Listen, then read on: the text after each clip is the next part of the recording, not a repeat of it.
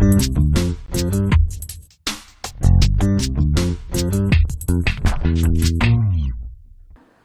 I'm Stephanie Jaworski of joybaking.com. Today we're going to make a pineapple upside down cake. So first, preheat your oven to 350 degrees Fahrenheit, that's 180 degrees Celsius, and then we'll need a 9-inch just cake pan with 3-inch sides, so that's 23 by 7.5 centimeters, and butter or lightly spray with a non-stick vegetable spray.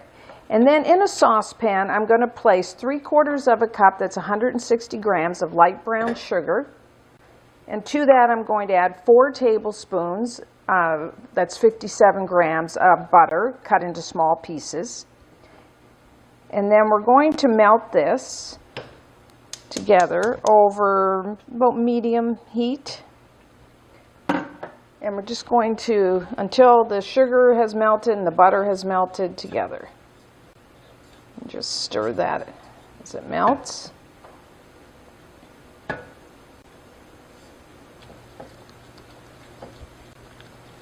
So the butter and the brown sugar melting together. Okay. So once it gets clear like that, just stop stirring and just let it cook for a minute or two, or until around the outside it'll start to bubble, and that's when we know it's ready. You can swirl the pan, but don't stir it.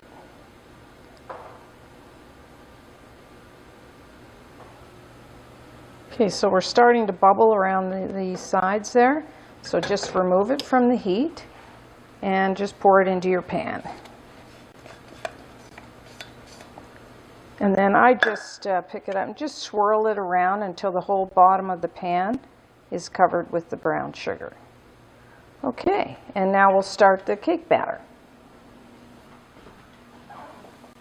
So now what we need to do is to cut up a fresh pineapple. Now, if you don't want to use a fresh pineapple, you can use a 20-ounce can, that's about 570-gram can of sliced pineapple, and drain that, and then make sure, kind of pat it dry with a paper towel.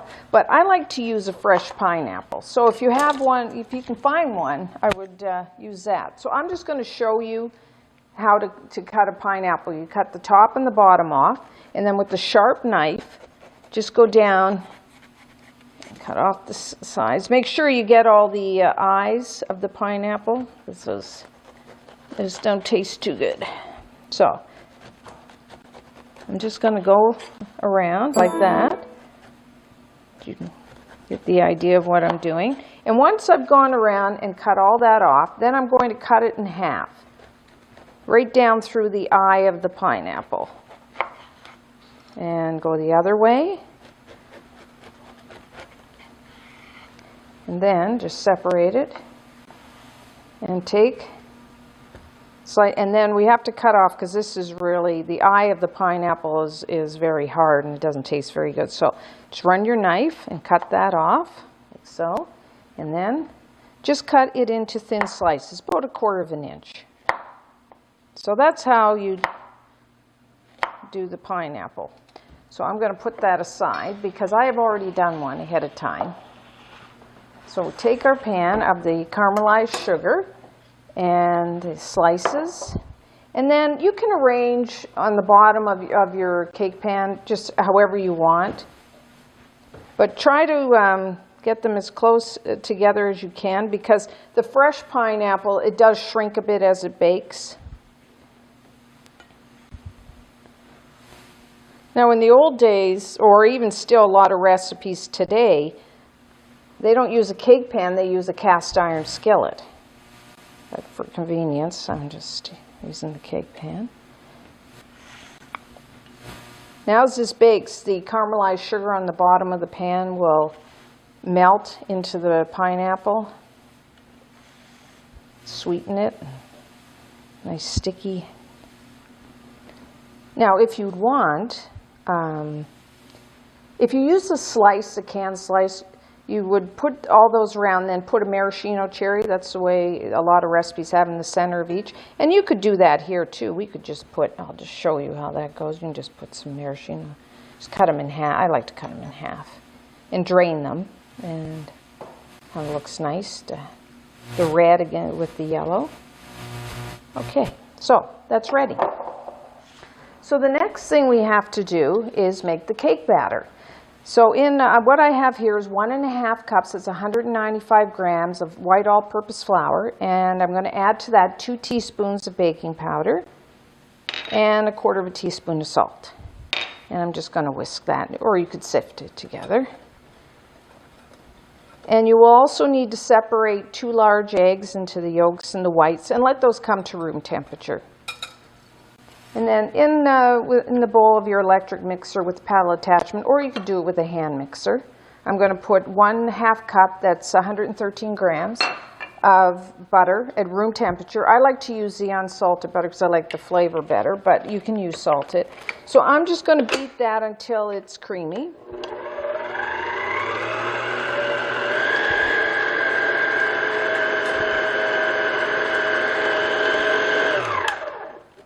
And then I'm going to add 1 cup, that's 200 grams of granulated white sugar, and just beat that until it's light and fluffy, a couple minutes.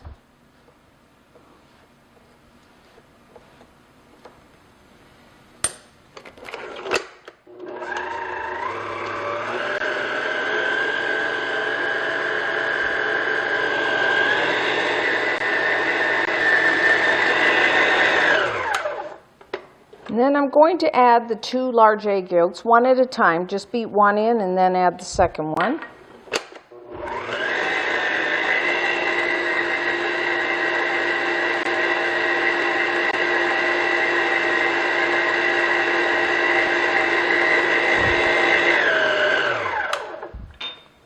And I'm going to add the second egg yolk and 1 teaspoon of vanilla extract. Try to use the pure because it has nicer flavor than the artificial ones. So I'm just going to beat that.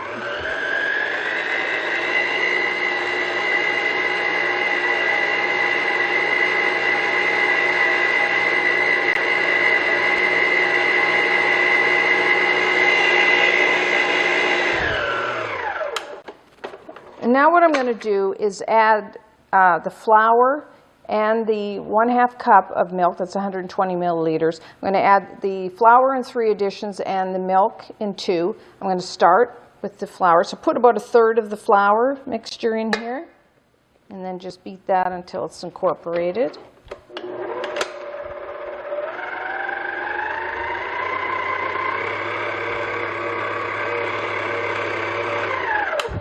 And then add about 1/4 cup of the milk.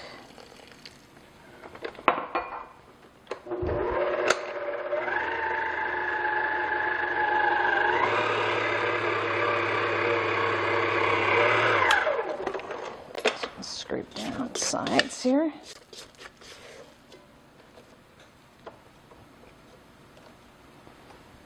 And about half of the flour here.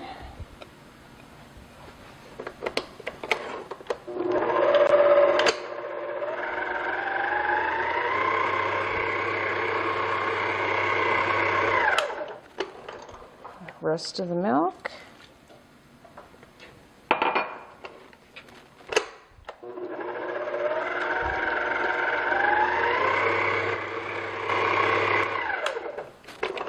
And the rest of the flour.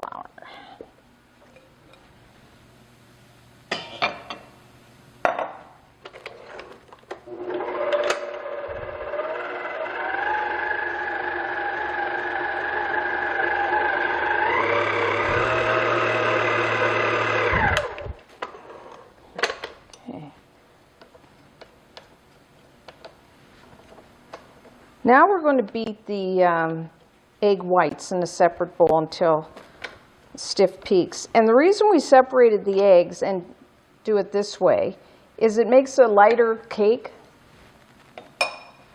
lighter in texture than if we had just used the whole eggs into the cake batter.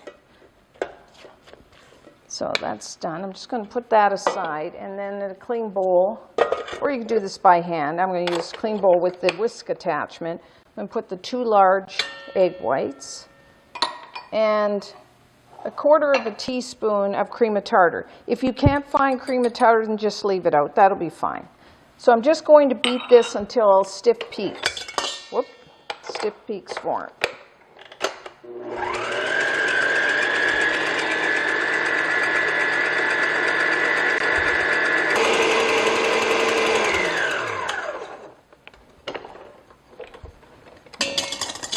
We're almost there. Those are soft. You can tell because the peak kind of falls over. So I'm just going to do it for about another 30 seconds and we should be good.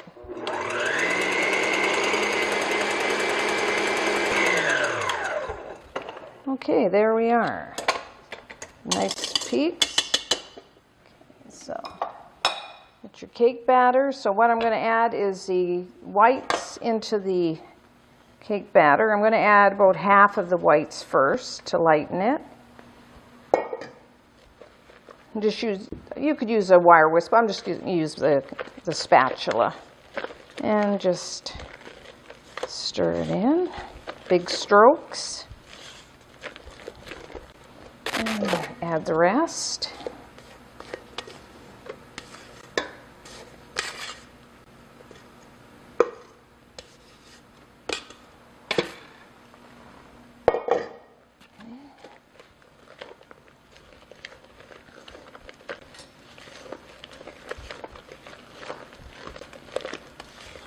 You can see it makes it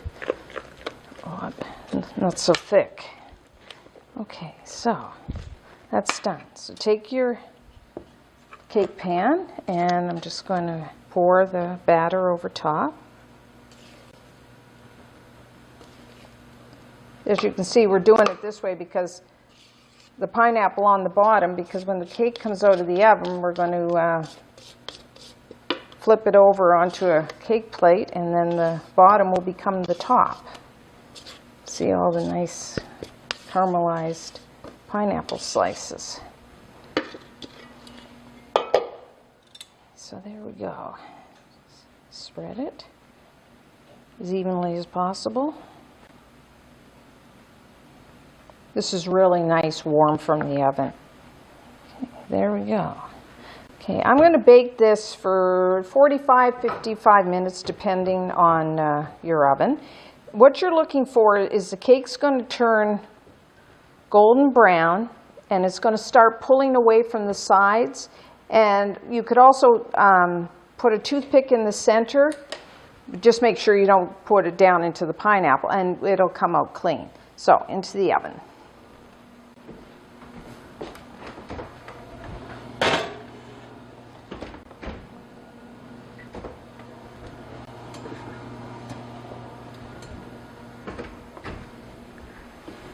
So our pineapple upside down cake is now done. As you can see, it's starting to pull away from the sides of the pan and it's a beautiful golden brown color. And if I inserted a toothpick into the center, you don't want to put it too down into the pineapple, just into the cake, it comes out clean. So I'm going to let this sit for about 10 minutes and then we'll take it out of the pan onto a cake stand. So we're now going to take the pineapple upside down cake out of the pan. So run either a sharp knife or a spatula, a metal spatula, around the edge.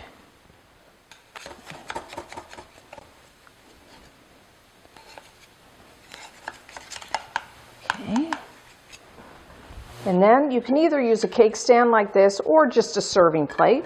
I'm just going to put it over top. You want something that's bigger than the diameter of the pan. So I'll put that on top and then flip it over. And then wish me luck. We'll see if it comes out nicely. I'm going to just raise that.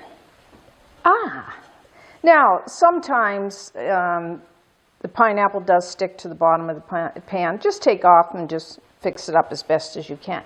So there we have it. Looks nice. It's very nice served warm with some whipped cream if you like. And leftovers can be covered and stored and then just reheat it the next day. So until next time, I'm Stephanie Jaworski of joyofbaking.com.